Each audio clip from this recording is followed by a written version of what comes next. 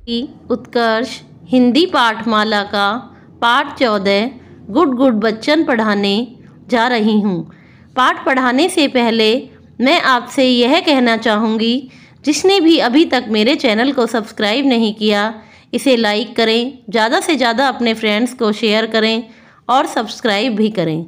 बच्चों, मेरे वीडियो को आप अंत तक देखें, जिससे पाठ की व्याख्या आपके अच्छी तरह से समझ में आ सके।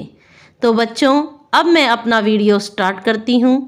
गुड गुड बच्चन पाठ के लेखक कांति कुमार जैन हैं।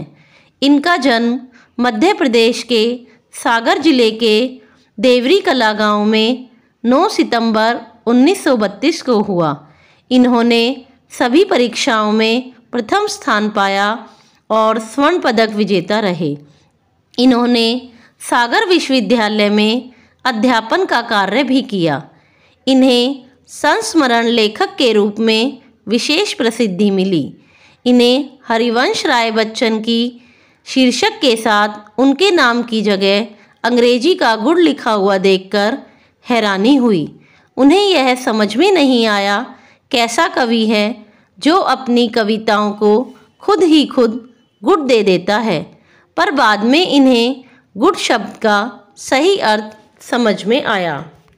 लेखक कहते हैं कि हमारे लिए बच्चन का अर्थ GOOD गुड होता था।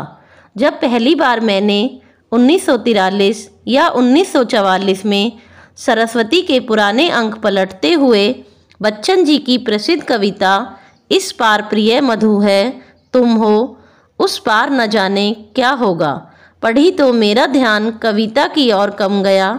कविता के शीर्ष पर प्रकाशित कवि के चित्र और उसके हस्ताक्षर पर ज़्यादा एकाग्रचित हुआ। मैं उस समय 7वीं 8वीं में पढ़ता होऊंगा।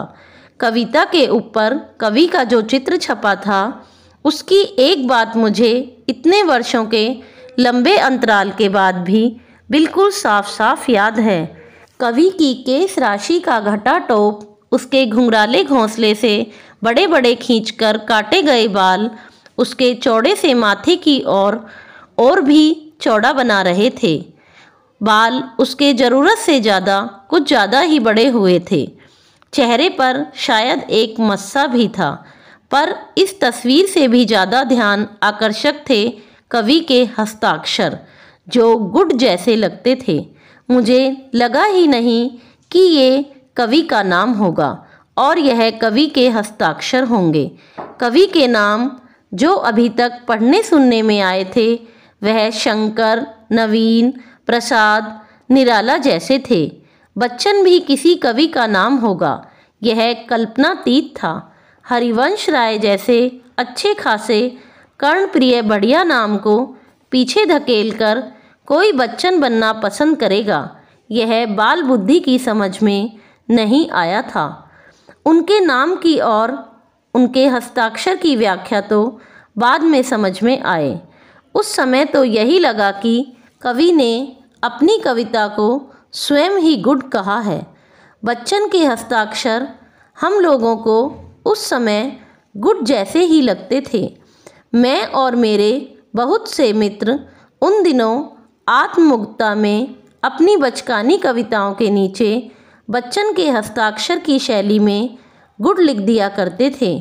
कभी कभी गुड के पहले वी भी लगा देते थे, यह मानकर के बच्चन जी अपनी शालीनता में, अपनी विनम्रता में अपनी कविता को केवल गुड कहना यथेष्ट मानते हैं।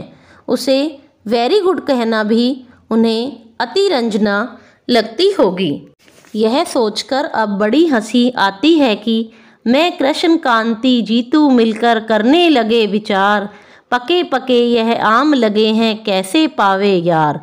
जैसी 2 कौड़ी की तुकबंदी के आगे गुड लिख दिया करता था। आज 45 वर्षों के अपने महाविद्यालय और विश्वविद्यालय अध्यापक के अनुभव के बाद मुझे बच्चन जी के काव्य को कोई रिमार्क देना हो तो वह वेरी गुड होगा। गुड वेरी गुड कविता वही होती है जो जीवन के आवर्त को व्यक्त करने में समर्थ हो। बुंदेलखंड में एक सांप होता है, 2 मुँहा, जो अपने मुंह से अपनी पूंछ दबाए रहता है। बच्चन जी ने ललितपुर में बिताए दिनों में यह सांप देखा होगा। बच्चन जी का मन बचपन से ही सर्प कुंडल को समर्पित हो चुका था। उनके हस्ताक्षरों में इसी का संकेत है। उस चित्र के बालों में यही सर्प कुंडल है। मधुशाला में प्रत्येक पंक्ति सर्प की काया के समान सुसंबद्ध है। यह सब बाद में समझ में आया। सच तो यह है कि उस समय 1943 या 1944 में बैकुंठपुर के अपने दिनों में मैं और मेरे मित्र बच्चन जी के केशकलाप पर और उनके सर्पाकार हस्ताक्षरों पर मोहित रहे। तो बच्चों, अब मैं इस वीडियो को समाप्त करती हूँ। आशा करती हूँ मेरा यह वीडियो आपको पसंद आएगा। धन्यवाद।